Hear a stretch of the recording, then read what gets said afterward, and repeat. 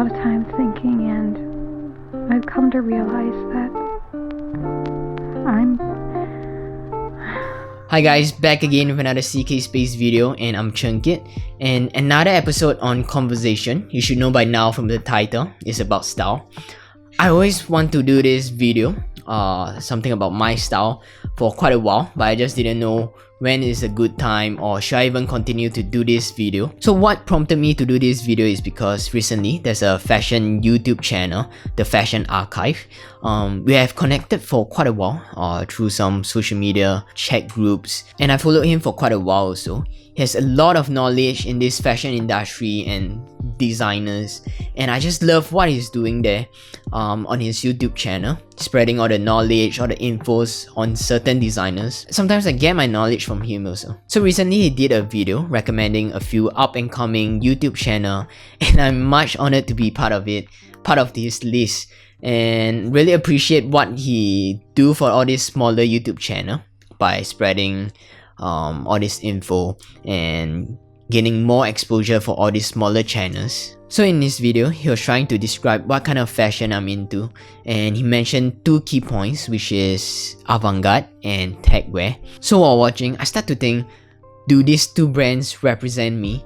Because honestly, it's really hard to describe what kind of style I'm into, because I've been changing what I like during these past few years. Therefore, I thought it would be great to share with you guys a breakdown of my style during these past 10 years. As much as I want to be original, I followed quite a few fashion trends, and that's the reason why I've changed so much, because trend never lasts. Now let me bring you back to 2008 and 2010, and I'll call it the streetwear. And when I talk about streetwear in 2008, it's definitely different from what you see today, where there's no line between streetwear and high fashion. The streetwear that I'm talking about is when Japanese streetwear is at its prime time. I'm talking about brands like Babe, Stussy, Neighborhood, Original Fake, Bounty Hunter. There were no social media to spread all these kind of brands. I just get them from TV, celebrities, sneaker store in Singapore, and a friend of mine who is totally geared up in all these brands.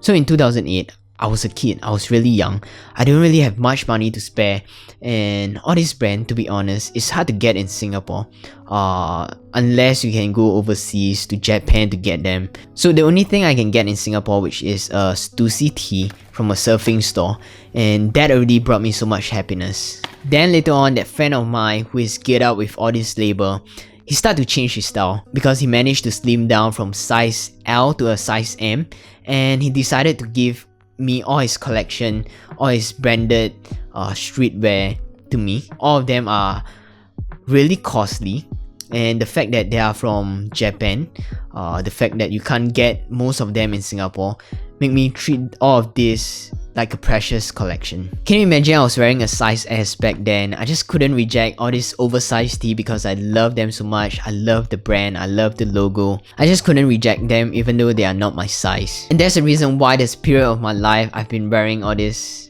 oversized tee. I was really inspired by what COS and Nigo were doing, and that's the reason why I got this 3 COS companion in my room currently. And also you can see a lot of COS and Babe references in my design school work. I'll be embarrassed if I show it to you. Fuck it. I was really into Babe camo and COS cross on the eyes, and I kept going to their Japanese website looking at their new collection, the collection that I can never afford, and that's how I spent my teenage life. So moving on to 2011 to 2013, I would say my style is still influenced by that friend of mine towards what I would call it the workwear style, where we have the raw denim and the red wing boots, very industrial. So after seeing how my friend was wearing this kind of style, I was really fond towards the concept of raw denim, where you can wear a jeans every day without washing them to create a certain wear and tear on them. I mean, looking at a friend wearing a different style, a more mature style, and you look at yourself wearing an oversized tee, which made me look like a kid, so I decided to save up and get myself a raw denim, which is a 21-ounce salvage denim from Iron Heart, and that cost me $500, and I totally regret it because that's the most impractical pair of jeans you can have in Singapore because they are so thick and heavy.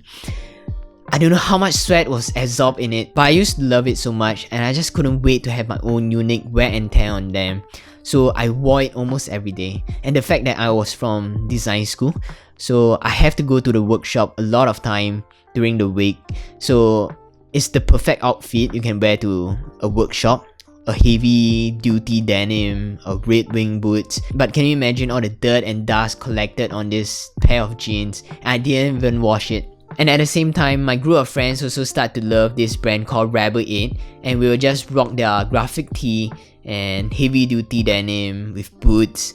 That's how you wear it. I just love the tattoo artist which is behind this, or the graphic, which is Mike Giant. But sadly, the brand blew up very fast and died down pretty fast too. And in 2013 and 2014, I'll call it the Asian Kanye West. And during that period, I loved what he was doing, the clothes he wore, the inspiration from his music, trying to act like him, trying to be like him. And in fact, even my attitude was influenced by him with all the anger. And that could be another episode for another time. But basically, I was really influenced by Kanye West. I started to love Jordan because of him. I queued out for a few hours for my first Jordan, which is the Jordan 4 Bread. During that period, I'm in love with hype. Stuff like bomber jacket, leather tee, leather jeans. Those were the thing you need to be like him. I tried to find a leather jeans for myself, but I just couldn't find one that is at a right price. So I decided to buy a black jeans and coat them myself with shiny gloss on them. In fact, I use them until today, but I just feel that they are kind of flashy. And I started to love Hedi Slimane's work in his Dior era with all the slim silhouette, but definitely way too expensive for me to own one. And because of this hypebeast period, I look into a lot of this, what do you call it? The street snap from Fashion Week, and I just got influenced by them with all the chunky sneakers, all the different type of sneakers. And one of them is the Rick Owens Adidas collaboration. They have the runner, and that influenced me to buy the most expensive sneakers I ever owned, which is $700. I regret it. It's scary because the fact that I don't know much about these sneakers, I don't know much about avant-garde, and I still get it. So in 2014 and 2016, I was in the army. I couldn't care less about style. So during this period, I went idle. I don't know much about this fashion stuff, fashion shit, whatever you want to call it. I just wasn't in the game.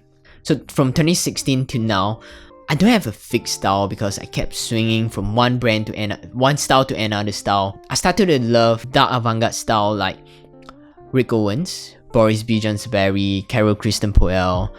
But I just feel that they cost way too much for what I can afford. So I lean towards the normcore, dadcore kind of vibe.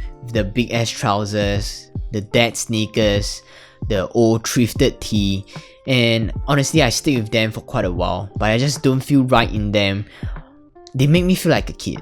And during this period, I also discovered Tagwear, and a few years back, this category of style, it just costs way too much. Stuff like acronym, they are definitely out of my reach, and I just wasn't ready to spend so much money on them, even though I love the concept of them. And currently, I find Tagwear seen on social media way too excessive for my liking. I mean, I like Tagwear because they make life easier, but I don't like Tagwear when they become redundant. And now to the last thing, which is my contradicting mind. I mean, I'm still in love with dark avant-garde style like Rick Owens, Boris B. Johnsonberry. They are definitely the style that I would choose, but it's slowly morphing into something else which is similar to avant-garde. Is a concept called wabi-sabi. I think the concept of wabi-sabi is really similar to some avant-garde experimental design where I mentioned it previously, where each design has its own individuality. Imperfection is at its core. That's probably another episode for another time. I'll share with you guys more on wabi-sabi. But at the same time, I'm learning more about minimalism, and I do plan to have my wardrobe to be very simple, to have that few clothes that will bring me value. I'm definitely not working towards the stage where I only have that one jeans, one pair of shoe, one jacket, and 20 t-shirt of the same color. I mean, I feel that there's nothing wrong with that. In fact, I do wish to have a life like that, but currently I do get a lot of value, a lot of happiness with different outfit every day, But who knows, I mean, I might want to have that kind of life in the future, not having to stress what to wear every day or on a certain day. So that's the reason why I have a contradicting mind, because I'm still in love with dark avant-garde style, and at the same time I want to be a minimalist.